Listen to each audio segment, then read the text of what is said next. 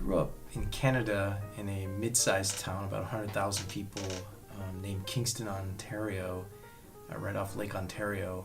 And it was an industrial town. There was a couple of factories, an Alcan factory, a DuPont factory, a couple of prisons.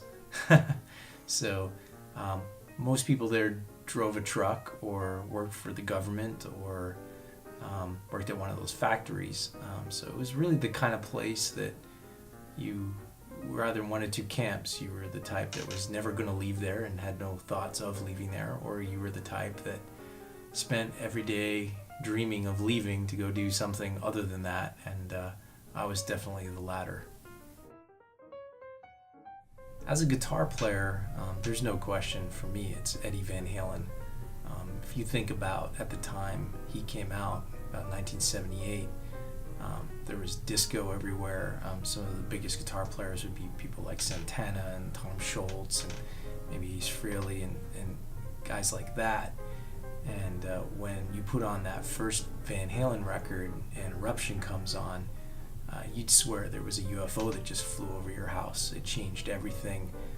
And it was done in such an amazing way, in that it was incredible technique, but it was really packaged in a really fun, upbeat, very melodic, very tasty kind of way that, all the Van Halen clones that have emerged since, really have missed the mark on. So for me, there's no question, it's Eddie Van Halen.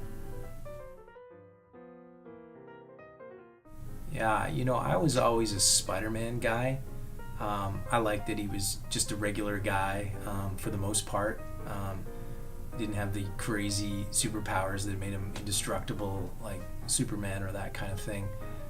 He had, innovative tendencies. He created his outfit and the spiderweb shooters, at least in the cartoons I watched, that was the case. And he had sort of a confused, introspective, melancholy nature about him. And so that all resonated with me, the sort of misfit who, was the reluctant superhero and pulled it all together.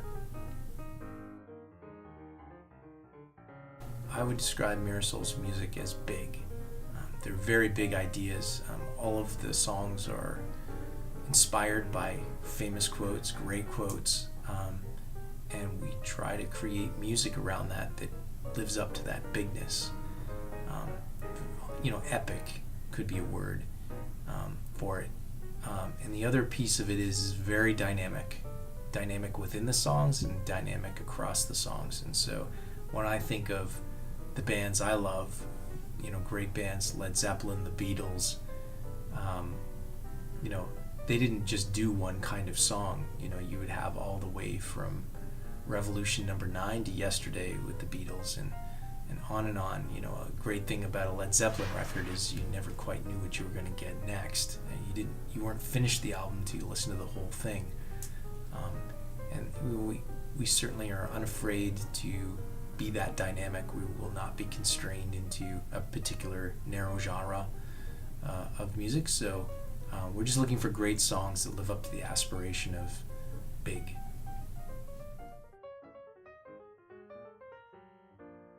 The best advice I've ever been given relates to making sure that you build your relationships upon trust. And the follow-on to that was that, most people think that trust is built by simply being honest. And as it was explained to me, being dishonest can destroy trust, but it can't really build it. In order to build trust, you had to commit to things and deliver on them. Do what you say you're going to do, in essence. And if you think about doing something like a musical adventure like Mirasol's, a band, you're going to find yourself putting yourself in vulnerable situations in the hands of the folks around you. And in order to do that, there has to be a foundation of trust to do really great things. So the whole nature of building trust and maintaining it is probably the best advice I've ever been given. Reduce the volume of the noise that you don't need. Take down the portrait